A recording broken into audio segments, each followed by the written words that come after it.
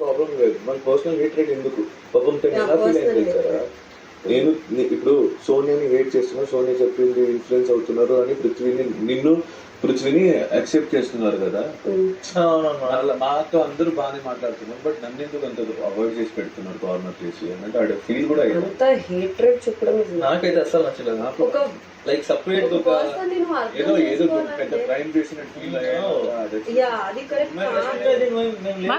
ఎలా ఉంటది ఇక్కడ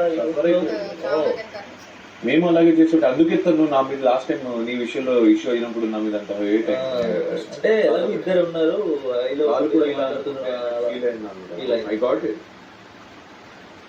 దాని తర్వాతనే సీత చెప్పింది చూడు, సీతనే డైరెక్ట్ గా చెప్పింది ఏది చీఫ్ టాస్క్ తర్వాత, నువ్వు కానీ సోనియా ఉంటే ఆబ్వియస్లీ నువ్వు నాకు డియరెస్ట్ కాబట్టి సెలెక్ట్ చేస్తానప్పుడు తను చాలా ఫీల్ అయింది. సీత చెప్పి మాట్లాడుతున్నారని ఉన్నారు దాన్ని